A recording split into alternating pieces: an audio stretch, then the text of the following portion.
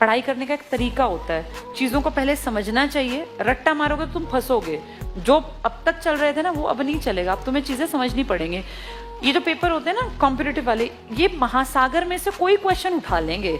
जैसे जब हम 10वीं में थे तो लिमिट थी, भाई इसमें से पेपर आएगा। अब कोई लिमिट नहीं है, पता नहीं हिस्ट्री आ जाए, पॉलिटिकल आ जाए, फिजिक्स आ जाए, केमिस्ट्री आए, बायो आए, करंट अफेयर, इतना कुछ है और कहाँ से क्या उठा ले। इसलिए हर चीज को समझ के आगे बढ़ना।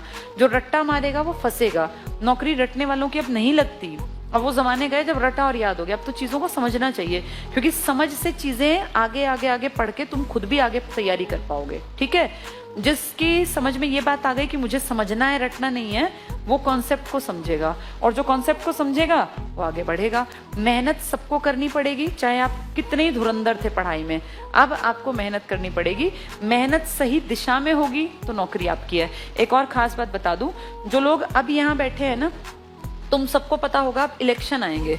कब है अगले इलेक्शन? 2024। अभी शायद कुछ लोग ये समझ ना पाते हो, कुछ की समझ में आ गया होगा। जब जब इलेक्शन आते हैं ना तब तब नौकरियों का पिटारा खुलता है। पता है तुम लोगों को ये बात?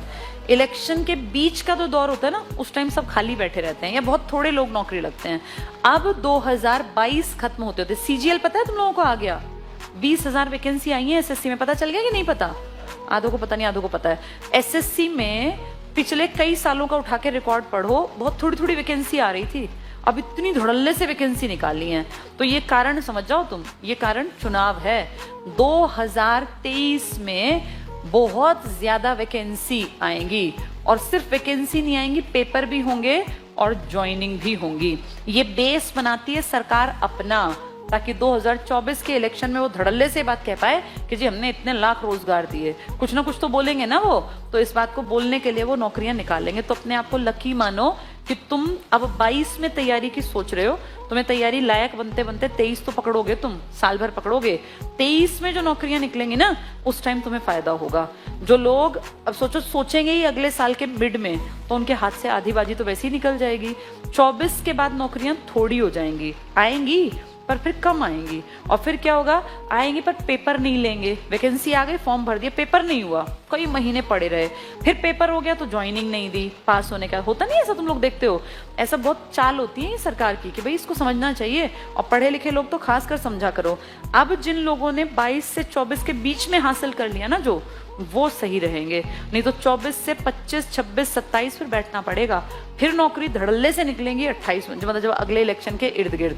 तो 2028 के आसपास खूब नौकरी आएंगी, पर तब तक तुम्हारी उम्र देखो कहाँ भाग जाएगी। फिर तुम इस काबिल ही नहीं बचोगे। घर वाले कहेंगे भैया कुछ भी पकड़ ले, हमारे बस की नहीं इतने साल पढ़ाना। अगर तुमने 23 गवा दिया ना, तो फिर 28 का वेट करते रहोगे। 5 साल कोई बैठा के नहीं खिलाता तुम लोगों की उम्र में।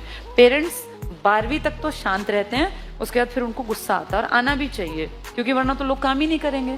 तो अब ये 28 ना पकड़ना, ये 22 को यूज कर लो, 23 में लग जाओ। ठीक है, डेली आओगे, डेली पढ़ोगे तो 100% तुम लोगों में इजाफा हो जाएगा। अपनी जजमेंट कैसे करनी होती है? जहां हम हैं, हम जहां से आज पढ़ना शुरू हुए, हम उससे थोड़े से आगे बढ़ जाएं। कल जितना आज आता है, कल उससे ज्यादा आए। आने वाले कल से अगला कल जो होगा, परसों, उसमें और ज्यादा है। जो रोज ग्रोथ करेगा ना लड़का या लड़की, इस मामले में वो आगे बढ़ेगा।